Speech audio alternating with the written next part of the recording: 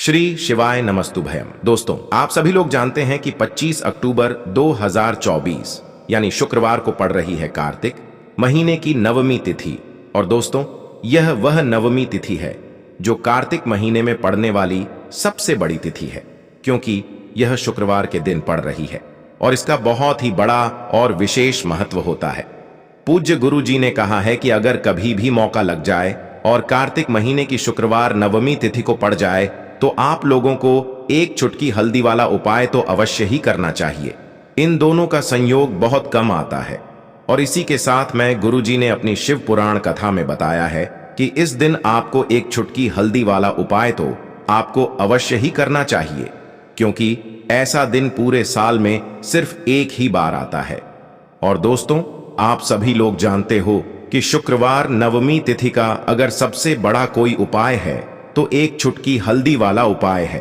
तो दोस्तों, बहुत सारे लोग होंगे जिन लोगों ने इस उपाय को ना किया हो, मतलब पूरा साल निकल गया, उन्होंने किसी भी दिन इस एक चुटकी हल्दी वाला उपाय को ना किया हो। पर दोस्तों, आपके पास एक आखिरी मौका बचा हुआ है, जो कि 25 अक्टूबर कार्तिक महीने की शुक्रवार नवमी तिथि के दिन है। तो इस दिन आप लोगों को इस वाले उपाय को जरूर कर लेना है। भले ही आपने पूरे महीने भर इस उपाय को ना किया हो, पर अगर आपने इस कार्तिक महीने के नवमी तिथि के दिन अगर इस वाले उपाय को कर लिया तो आपको इस उपाय को करने का वह फल मिलेगा जिसकी आपने कभी कल्पना भी नहीं करी होगी।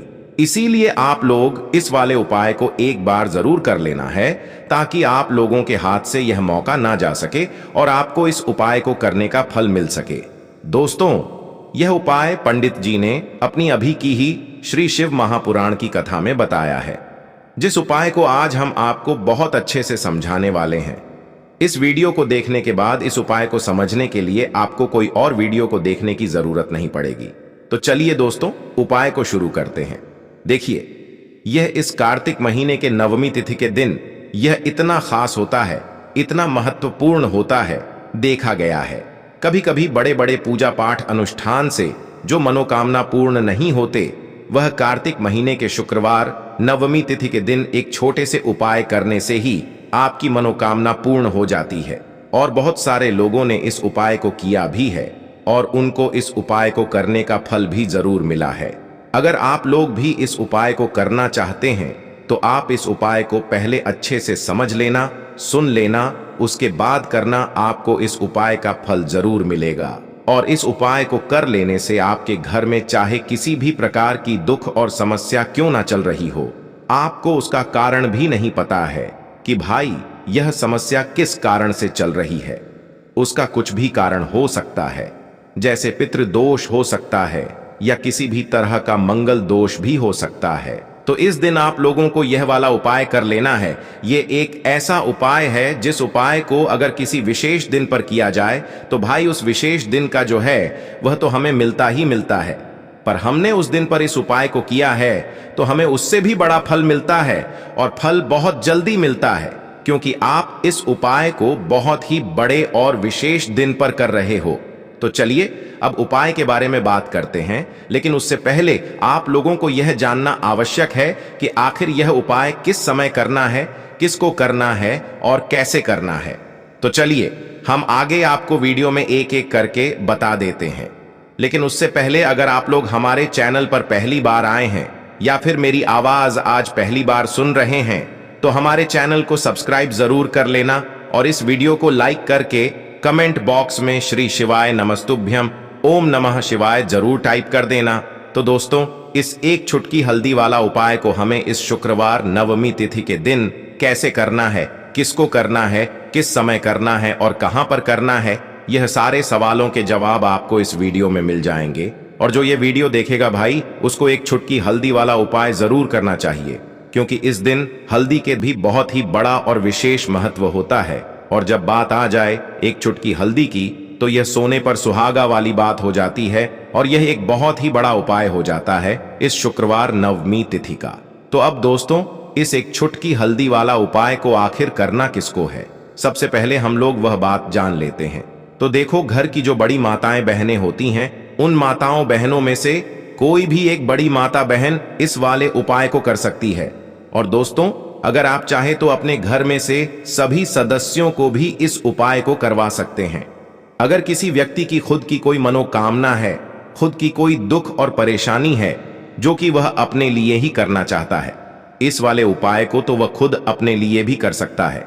बाकी अगर कोई घर में से ऐसा है जो कि अपने पूरे घर परिवार की सुख और शांति के लिए यह वाला उपाय करना चाहता है, तो भाई वह भी कर सकता है, उसमें भी कोई दिक्कत वाली बात नहीं है। कहने का मतलब यह है कि इस उपाय को हर एक सदस्य भी कर सकता है और पूरे घर परिवार के सदस्य के लिए घर की बड़ी माताओं बहनों में से कोई एक माता बहन भी कर सकती है। माताएं बहनें अगर घर में उपस्थित ना हो या वह यह वाला उपाय ना कर पा रही हो, तो फिर घर का कोई बड़ा सदस्य भी इस एक छुटकी हल्दी वाला उपाय को कर सकता है, चाहे फिर वह पुरुष ही क्यों ना हो, उसमें कोई भी दिक्कत वाली बात नहीं है। अब दोस्तों, जो अगला प्रश्न निकल कर आता है वह यह आता है इस उपाय को लेकर कि आखिर इस उपाय को हमें किस समय करना है, सुबह के समय करना है कि शाम के समय करना है। तो देखो, इस वाले उपाय को आप लोग सुबह के समय भी कर सकते हो और शाम के समय प्रदोष काल में भी कर सकते हो। अब अगर आप पूछो कि भाई सबसे उत्तम समय कौन सा रहेगा इस एक छुटकी हल्दी वाला उपाय को करने का, तो हम आपसे बस यही कहेंगे कि इस उपाय को आप सुबह के समय करेंगे तो ज्यादा बेहतर होगा। बाकी अगर प्रदोष काल शाम के समय भी करेंगे तो भी अच्छा होगा, उसमें कोई भी दिक्कत वाली बात नहीं है।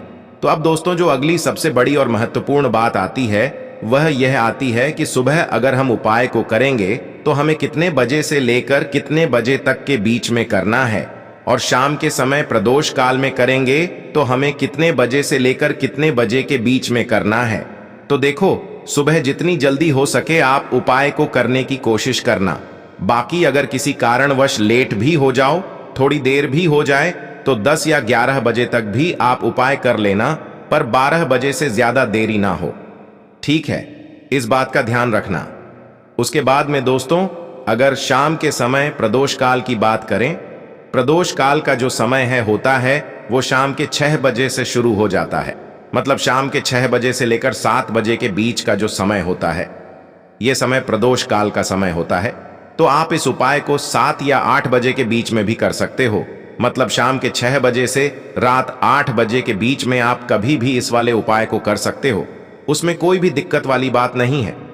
तो हल्दी जो कि सीधे सीधे जुड़ी हुई है श्री हरि विष्णु से, हल्दी जो कि सौभाग्य का प्रतीक है, हल्दी धन को खींचने का काम करती है, हल्दी धन में वृद्धि करती है, पैसे को बढ़ाती है और हल्दी शुभता लाती है। इसीलिए हम कोई भी शुभ काम करते हैं उसमें सबसे पहले हल्दी का उपयोग करते हैं। कोई भी पूजा पाठ हो, विवाह हो, गृह प्रवेश हो, सबसे पहले हम हल्दी को ही लेते हैं, क्योंकि जहां पर आप हल्दी को ले लेते हैं वहां समझ लीजिए आपके घर में सुख और समृद्धि बढ़ती चली जाती है, और जितनी भी नेगेटिव चीजें होती हैं, जो बुरी शक्तियां होती हैं, जो नकारात्मक ऊर्जा होती है, तुरंत आपके घर से दूर होती है। अब जिन लोगों को पैसा चाहिए वह लोग भी इस उपाय को करें, जिन्हें बहुत अधिक पैसा यानी बहुत ज्यादा धन चाहिए वो लोग भी इस उपाय को करें, क्योंकि देखिए धन की देवी मां लक्ष्मी कैसे प्रसन्न होती हैं जब आप श्री हरि विष्णु को प्रसन्न करते हैं।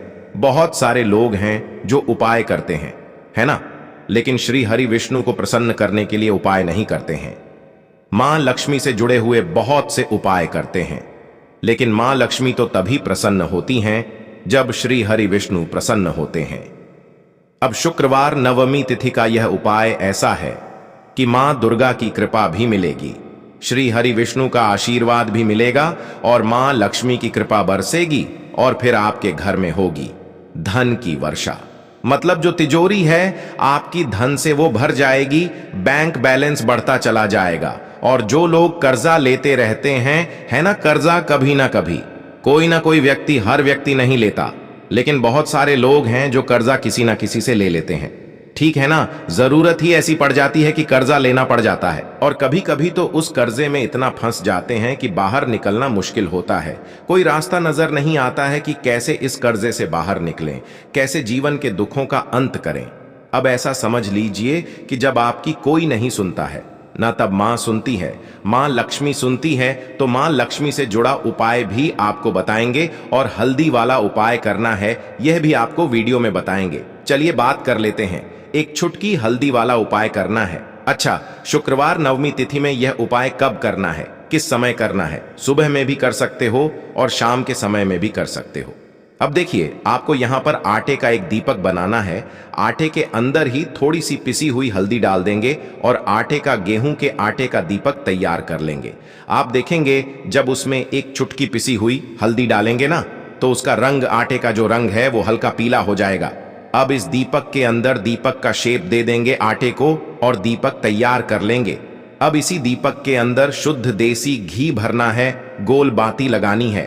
अब यह दीपक आपको अपने घर के मंदिर में जलाना है, श्री हरि विष्णु के सामने।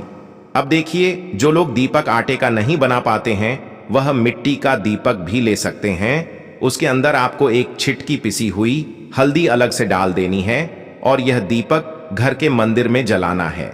श्री हरि विष्णु का ध्यान करना है, माँ लक्ष्मी का ध्यान करना है, उनसे प्रार्थना करनी है कि हमारे घर में जितनी भी निर्धनता है, गरीबी है, धन से जुड़ी समस्याएं हैं, उन्हें आप दूर कर देना।